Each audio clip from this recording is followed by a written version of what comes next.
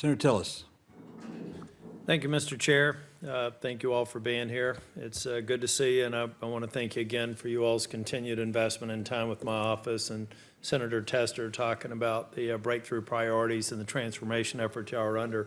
I want to just speak briefly on, I've been here since January of 2006, about 7 dog years. And I have to say, in the length of time that I've been here, I really want to dispel the notion, at least on the Senate side. I can't speak for the House. I don't know if anyone here has had a serious discussion about privatization of the VA. And I've said this before in committee. All you have to do is go out to the healthcare centers, you go out to the VA hospitals, and you understand the unique environment that they create that is uniquely therapeutic to a large base of veterans who need that facility.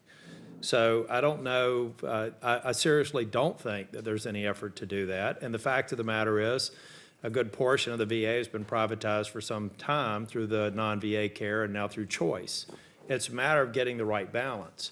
It's also a matter of making sure that we don't go forward too quickly. I was or am a co-sponsor of Senator McCain's Care Veterans Deserve Act, but within about 24 or 48 hours of us announcing that bill, I reached out to the VA to say, let's discuss the people, process, technology, and time implications of the bill.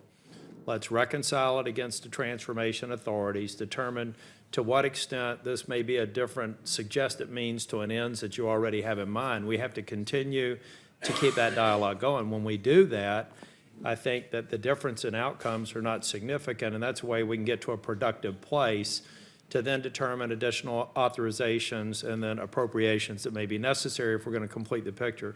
But I think it's critically important that the department articulate in a very focused way how a well-intentioned idea is potentially disruptive to a number of other good ideas that are already stacked up that we intend to bring online. So we have to keep that discussion going. I don't think anyone at the end of the day has a concern with what Senator McCain and the team have crafted. It's more a matter of how it could potentially be disruptive and problematic to other things that we have to get done. Now moving on to other bills, I want to thank the senior senator, Senator Burr, for his past work on the toxic substances exposures challenges that we have down at Camp Lejeune. I'm glad to see that we generally have good support for that, and Mr. Chair, I hope we're able to move through with that fairly quickly. I also want to thank Senator Klobuchar for the work that we're doing on the burn pits legislation. Again, I don't think it's controversial. We have an opportunity here to get at the head of the curve and not have the burn pit exposures be our Middle Eastern wars Agent Orange. I think we need to be productive, establish a center of excellence, and get that going. I don't think that that's necessarily destructive. In fact, I think it could be very helpful to future VA claims if we do the science, get the practices right now to make that a better practice at the time that the soldiers or the veterans may need their help.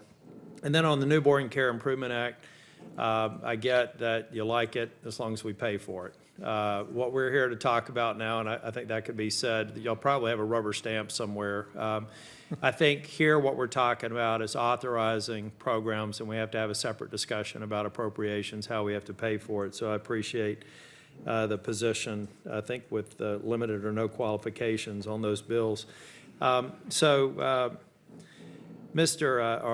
Secretary, I think that what we need to continue to do, though, is get very quickly to where we can get this framework in place, and we're working with the VA on it, so that we can, in a very constructive way, communicate back to the members how the time and the technology and the people and process implications of well-intentioned initiatives affect your overall transformation strategy. If we do that, in some cases, we may find out that there's a fork in the road that we should take because we've discovered something that may be more promising or have more value.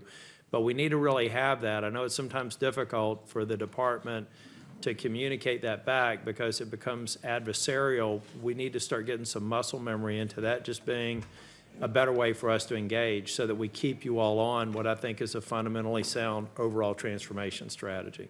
And I agree, as we discussed, I think there's an opportunity for that kind of informal exchange of information early in the process. particularly on legislation that we believe has the momentum associated with it that would see it through to potentially a floor vote, or at least a vote out of committee.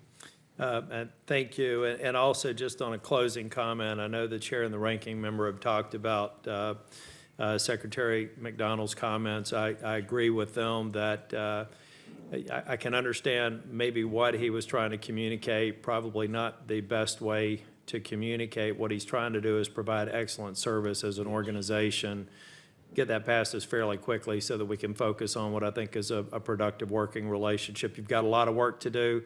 Much of the swamp was there before y'all came in to start draining it, but we've got to make sure that we just keep on working on positive messaging and do the best we can for the veterans. Thank you for your very even-handed remarks. Thank you.